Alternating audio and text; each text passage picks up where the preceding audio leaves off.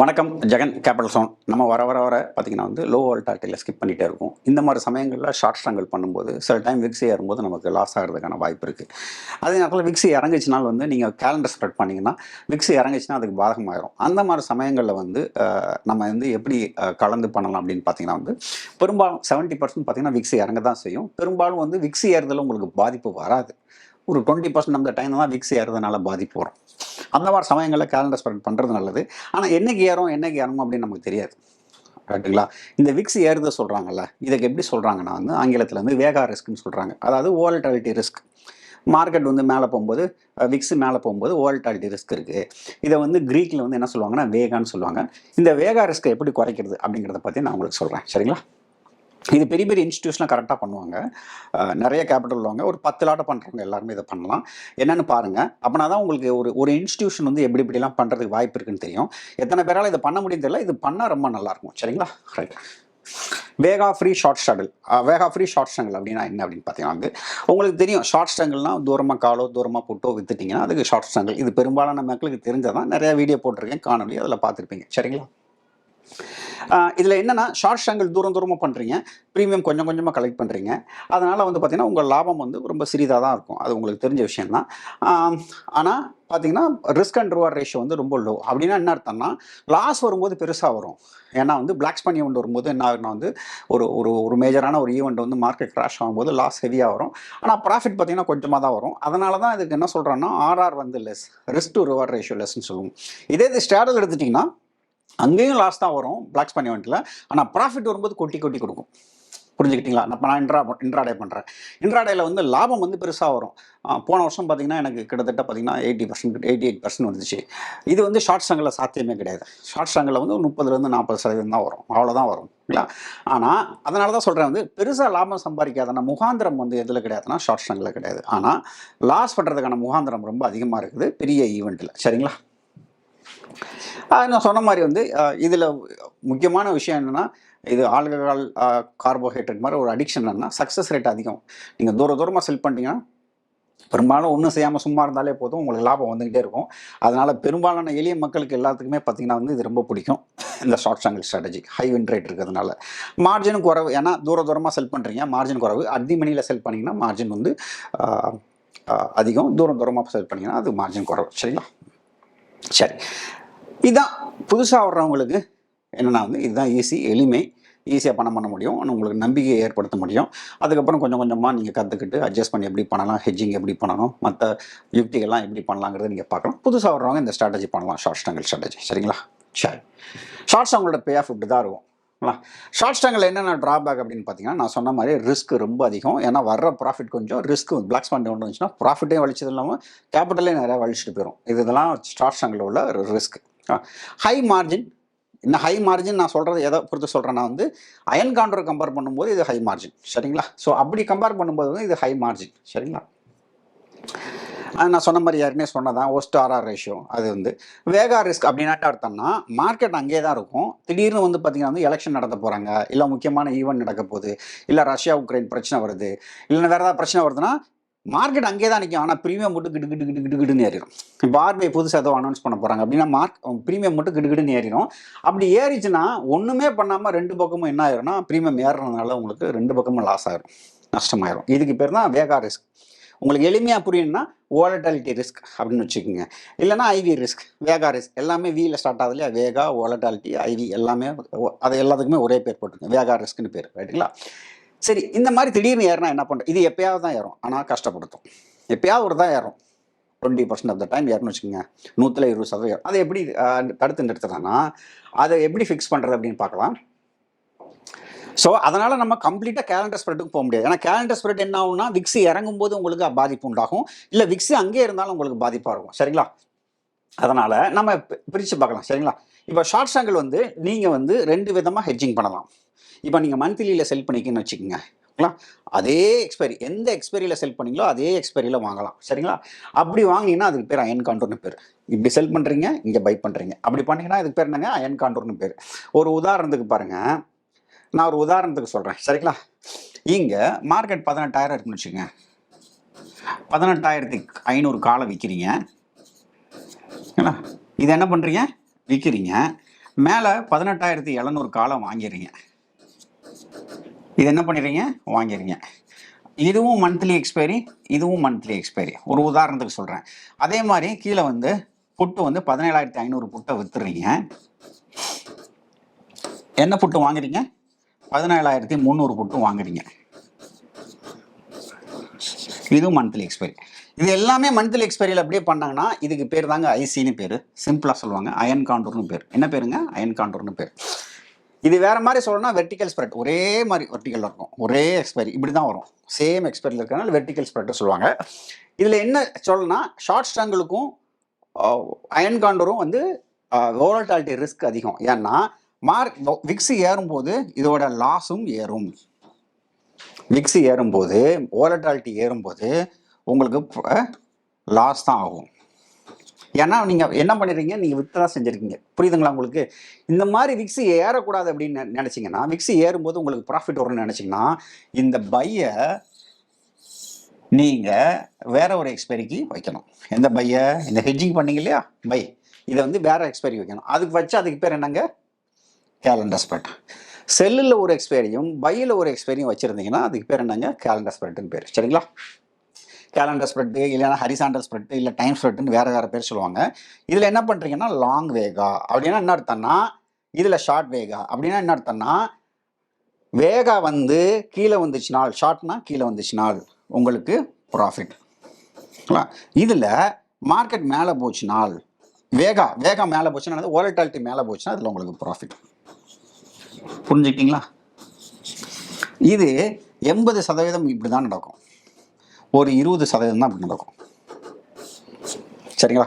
ஏன்னா மார்க்கெட் அங்கேயே நின்னா கூட நம்ம இப்படி தான் எடுத்துப்போம். விக்ஸ் ஏறும் இறங்காமல் அங்கே நின்னா கூட நம்ம இங்கே தான் எடுத்துப்போம். பெரும்பாலும் இங்கே வராது. சரிங்களா? ஸோ இப்போ என்ன பண்ணலாம்னா, அப்போ நம்ம ஒரு ஷார்ட் ஸ்ட்ராங்கிள் போடும்போது ஹெட்ஜிங் பண்ணுறோம் இல்லையா? இப்போ 10 இருக்குன்னு வச்சுக்கோங்க. 10 ஷார்ட் ஸ்ட்ராங்கிள் பண்ணுறோன்னா 8 ஹெட்ஜிங் இங்கேயும் 2 ஹெட்ஜிங் இங்கேயும் பண்ணிக்கலாம். அது மாதிரி ஏதாவது ஒரு பிரித்து போட்டுக்கலாம். அது என்னன்னா நம்ம இப்போ பார்க்க போகிறோம். சரிங்களா? ஆக மொத்தம் நம்ம ஷார்ட் வேகாலே இருக்கும், லாங் வேகாலே இருக்கும். அப்படின்னா என்ன அர்த்தம்னா, விக்ஸ் மேலே போனாலும் நமக்கு பாதிப்பு, மேலே போனாலும் லாபம் வரணும், கீழே போனாலும் லாபம் வரணும். அப்படிங்கிற மாதிரி நம்ம பிரித்து போட போகிறோம். எப்படிங்கிறத நம்ம பார்க்கலாம். சரியா? சரி, எப்படி பண்ணலாம்? How to reduce Vega risk. நம்ம கேலண்டர் ஸ்ப்ரெட்டும் அயன் காண்டூரும் சேர்த்து பண்ண போகிறோம். எப்படி பண்ண போகிறோம்னா, இப்போது ஒரு உதாரணத்துக்கு எடுத்துக்கங்க. நான் சொன்ன மாதிரி வந்து நீங்கள் 10 ஷார்ட் ஸ்ட்ராங்கிள் பண்ணுறீங்களா, 10 கால் புட்டு விற்கிறீங்க. அதோட ஹெட்ஜிங் எங்கெங்கே வாங்கன்னா, யூஸ்வலாக வந்து நான் இங்கே தான் வாங்குவேன். மந்த்லியில் பண்ணேன். 6 வந்து நான் என்ன பண்ணிடுவேன்னா வந்து வீக்லியில் தான் வாங்குவேன். ஏன் வீக்லியில் வாங்குறேன்னா, இதோட ப்ரீமியம் வந்து ரொம்ப ரொம்ப கம்மி. 2 ரூபா 1 ரூபா தான் இருக்கும். நான் சொல்கிறது, நீங்கள் மாதத்தில் விற்றுட்டு வீக்லியில் வாங்கினீங்கன்னா 2 ரூபா 1 ரூபா தான் இருக்கும். இதில் வந்து ஷார்ட் வேகா ரிஸ்க் இருக்குது. அதாவது வோலட்டாலிட்டி ஏறும்போது உங்களுக்கு பாதிப்பு வரத்தான் செய்யும். சரிங்களா? ஆனால் ரொம்ப ரேராக தான் வரும். ஓடிஎம் தானே, ஓடிஎம்மில் பெருசாக ரிஸ்க் இருக்காது. சரிங்களா? அண்ட் இது அதே மாதத்தில் இதுதான் ப்ராப்பர் அயன் காண்டூர். இது வந்து ரிவர்ஸ் கேலண்டர்னு பேர். Reverse calendar. ஆக்சுவல் கேலண்டர் கிடையாது. ஆக்சுவல் கேலண்டர்னா நீங்கள் எங்கே விற்றீங்களோ அதை தாண்டி உள்ள எக்ஸ்பைரி பண்ணணும். அதுக்கு முன்னாடி உள்ள எக்ஸ்பைரி பண்ணக்கூடாது. அதுக்கு முன்னாடி உள்ள எக்ஸ்பைரி பண்ணிங்கன்னா அதுக்கு பேர் ரிவர்ஸ் கேலண்டர்னு பேர். அதான் இங்கே ஆர்சின்னு போட்டிருக்கேன், இது ஐசின்னு போட்டிருக்கேன். நான் மாதத்தில் வச்சுட்டு மாதத்திலே வாங்கினா அதுக்கு பேர் ஐவின்னு பேர். சரிங்களா? சரி, ஐசின்னு பேர், அயன் காண்டூர்னு பேர். அதான் நம்ம ஏற்கனவே பார்த்தோம். இது என்னென்னா ஒரே ஒரு லாட்டு நீங்கள் என்ன பண்ணால் 4 மந்த். இப்போது ஜனவரியில் பண்ணுறீங்கன்னா நீங்கள் என்ன பண்ணுறான்னா மார்ச்சில் வாங்கலாம். இதில் விற்றுட்டீங்கன்னா மார்ச்சில் வாங்கலாம்.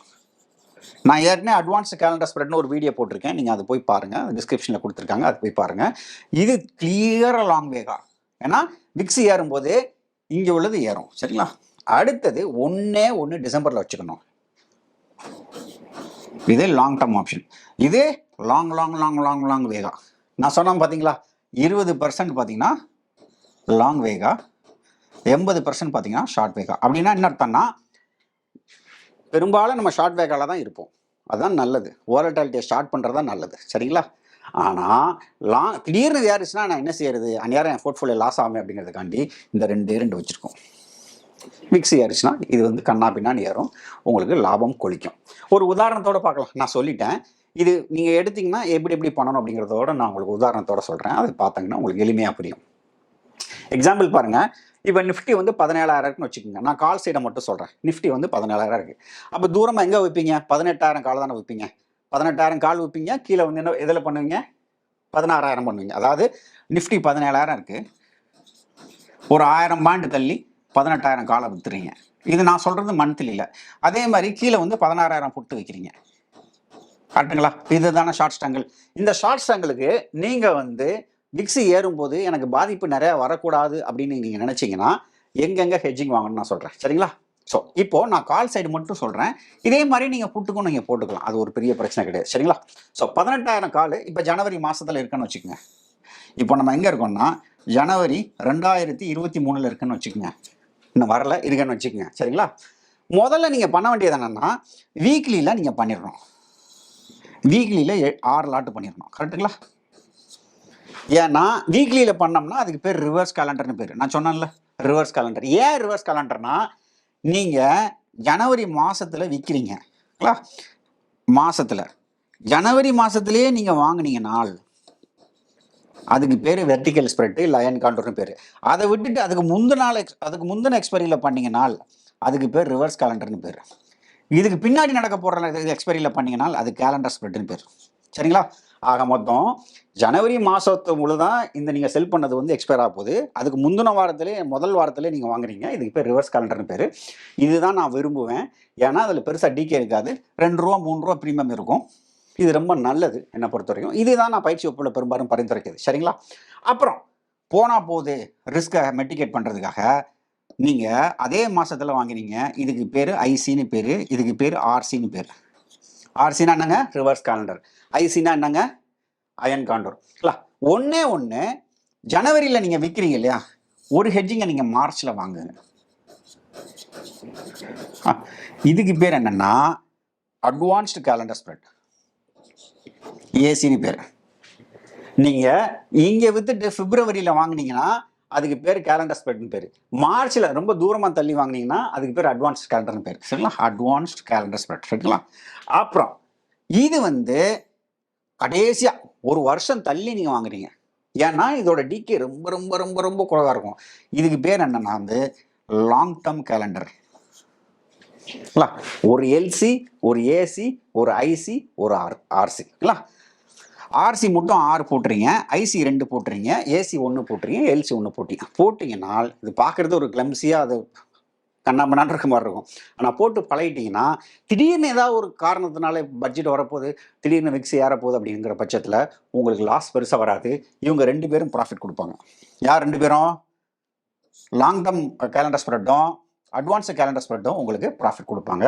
ரொம்ப சிறப்பாக உங்களுடைய வேகாவை நல்லா மெட்டிகேட் பண்ணும். சரிங்களா? இதே தான் புட்டுக்கு நீங்கள் உட்காந்து யோசிச்சிங்கன்னா தெரியும். புட்டுக்கு இதே மாதிரி லாஜிக்கை போட்டு விட்டுறலாம். சரிங்களா? இந்த ரேஷியோ கேலண்டர் ஸ்ப்ரெட் இப்படி 2 தான் பண்ணணுமா அப்படின்னா சில பேர் 50% கேலண்டர் ஸ்ப்ரெட்டும் 50% வந்து பார்த்தீங்கன்னா வந்து அயன் காண்டரும் இதுவும் பண்ணுவாங்க. அந்த ரேஷியோ நீங்கள் ஃபிக்ஸ் பண்ணிக்கலாம் உங்களுடைய இதை பொறுத்து. ஆனால் பிரித்து வைக்கணுங்கிறது என்னுடைய நோக்கம். பெரிய பெரிய இன்ஸ்டியூஷனாக இதை கரெக்டாக பண்ணுவாங்க. லாங் டேர்ம் ஆப்ஷனில் எப்பவுமே ஒரு பை வச்சுருப்பாங்க. லாங் டேர்ம் ஆப்ஷனுங்கிறது எப்பவுமே ஹெட்ஜிங்காக யூஸ் பண்ணுறது. சரிங்களா? ஸோ புட்டில் யோசிச்சாச்சு. அட்வான்டேஜஸ் நான் சொன்ன மாதிரி வந்து பிளாக் ஸ்பான் ஈவெண்ட்டில் உங்களுக்கு பெருசாக லாஸ் வராது. ஏன்னா ப்ராப்பராக ஹெட்ஜிங் பண்ணிட்டீங்க. லாஸ் வராதுன்னு சொல்ல வரல, லாஸ் வந்து லிமிட்டடாக இருக்கும். சரிங்களா? வெரியில் ரொம்ப கம்மியாக தான் இருக்கும். எம்டிஎம் ஸ்விங்கே பெருசாக இருக்காது. அப்படியே கொஞ்சம் கொஞ்சமாக உங்களுக்கு ப்ராஃபிட் வரும். பெருசாக விக்ஸ் ஏறினாலும் இறங்கினாலும், ஏன்னா விக்ஸ் ஏறினாலும் சில இதில் ப்ராஃபிட் வரும், விக்ஸ் இறங்கினாலும் உங்களுக்கு பெருசாக இருக்குது. கரெக்டாக டைம் டிக்கியில் மட்டும்தான் ப்ராஃபிட் வரும். ஏன்னா நீங்கள் ஆப்ஷன் செல்லும்போது உங்களுக்கு குறுக்க நிற்கிறது யாருன்னு பார்த்தீங்கன்னா அந்த வாலட்டாலிட்டி தான். ஒன்றுமே தப்பே பண்ணாமல் உங்களுக்கு லாஸ் வரும். கரெக்டுங்களா? மார்க்கெட் மூவ் பண்ணும்போது நீங்கள் அட்ஜஸ்ட் பண்ணிடுவீங்க. ப்ரீமியம் ஏறும்போது உங்களால் ஒன்றுமே செய்ய முடியாது. மார்க்கெட் எங்கேயுமே மூவ் ஆகலை, ப்ரீமியம் மட்டும் மூவ் ஆகுது, மேலே போகுது, என்ன பண்ணுவீங்க? ஒன்றுமே செய்ய முடியாது. அதை சரி பண்ணுறதுக்காக தான் இவ்வளவு மெனக்கிறோம் நம்ம. புரியுதுங்களா உங்களுக்கு? டிஸ்அட்வான்டேஜஸ் நான் சொன்ன மாதிரி வந்து உண்மையிலே ஷார்ட் ஸ்டாங்கில் விட இது கொஞ்சம் ப்ராஃபிட் கம்மியாக வரும். 100 ரூபா வருதுன்னா இது 80-90 ரூபா தான் வரும். ஏன்னா நீங்கள் பையில் கொஞ்சம் கொஞ்சமாக இழந்துக்கிட்டு இருப்பீங்க. சரிங்களா? அண்டு பெரிய கேபிட்டலுக்கு வந்து இது எல்லாம் சேர்த்து எக்ஸிக்யூட் பண்ணுறது கொஞ்சம் கஷ்டமாக இருக்கும். ஆனால் என்னை பொறுத்த வரைக்கும் அவ்வளோ கஷ்டம்லாம் இல்லை. நீங்கள் 6 நீங்கள் ஒரு செட்டாக பண்ணிங்கன்னா ஒரு பெரிய பிரச்சனை இல்லை. ஒரு செட்டுக்கு 4 வரும். ஷார்ட் ஸ்ட்ரங்கில் 2 காலு ஒரு புட்டு அதோட ஹெட்ஜிங் 4 சேர்த்து பண்ணுறீங்க. இந்த மாதிரி பண்ணிங்கன்னா எந்த பிரச்சனையும் இல்லை. முதல்ல கொஞ்சம் இன்ட்ரெஸ்டிங்காக இருக்கும். பட் அது பழகிடும் இல்லை. இதெல்லாம் நான் பண்ணியிருக்கேன். புரோக்கர் எல்லாமே இந்த ஸ்ட்ரைக் ப்ரைஸ் அலோவ் பண்ண மாட்டாங்க. லாங் டர்ம் ஆப்ஷனு அந்த இது வீக்லிலாம் அலோவ் பண்ண மாட்டாங்க. அப்படி இருக்கிற பட்சத்தில் நீங்கள் என்னோடய ஆஃபீஸ்க்கு கூப்பிடலாம். ஏன்னா எங்கள் புரோக்கர்ஸ் வந்து 100% கோலட்ரலோட எல்லா ஆப்ஷனையும் எல்லா ஸ்ட்ரைக் ப்ரைஸும் அலோவ் பண்ணுவாங்க. உங்களுக்கு டிஸ்கவுண்ட் ப்ரோக்கிங் வேணாலும் டிஸ்கவுண்ட் ப்ரோக்கிங் இருக்குது. அதெல்லாம் நீங்கள் சூஸ் பண்ணிக்கலாம். அந்த மாதிரி சமயங்களில் நீங்கள் புரோக்கரை கரெக்டாக தேர்ந்தெடுக்கிறதுங்கிறது ரொம்ப நல்லது. சரிங்களா? அட்ஜஸ்ட்மெண்ட்ஸ் வந்து கொஞ்சம் கஷ்டமாக இருக்கும். அட்ஜஸ்ட்மெண்ட்ஸ் வந்து ஒவ்வொரு செட்டுக்கு வந்து குழப்பமாக இருக்கும். அது நீங்கள் பண்ண நீங்கள் ஷார்ட் ஸ்ட்ரங்கில் எப்படி அட்ஜஸ்ட் பண்ணுவீங்களோ அப்படியே பழகிக்கலாம். அது ஒன்றும் பெரிய பிரச்சனையெல்லாம் இல்லை.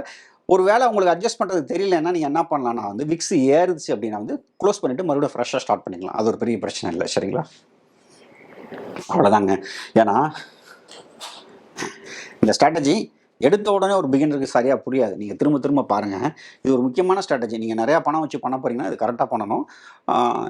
வெளியில் நிறைய பேருக்கு தெரியாத ஒரு ஸ்ட்ராட்டஜின்னு வச்சுக்கோங்களேன். ஆனால் பெரிய பெரிய இன்ஸ்டியூஷன் பண்ணுறதெல்லாம் நான் பார்த்துருக்கிறேன். சரிங்களா? ஸோ இந்த மாதிரி பல ஸ்ட்ராட்டஜிகள் தான் வந்து மந்த்லியில் வீக்லியில் எப்படி பண்ணணும் அப்படிங்கிறத பற்றிலாம் வந்து நான் என்னோடய பயிற்சி வகுப்பில் சொல்லித்தரேன். இது மதுரையிலையும் நடக்க போகுது, சென்னையிலையும் நடக்க போகுது, தமிழில் நடக்க போகுது, மற்ற இடங்களில் வந்து ஆங்கிலத்தில் நடக்க போகுது. நீங்கள் வேணும்னா அந்த இதில் வந்து கலந்துக்கலாம். இந்த காணொலி பயனுள்ளதாக இருந்திருக்கும் நம்புறேன். இன்னொரு காணொலியில் சந்திக்கிறேன். நன்றி, வணக்கம்.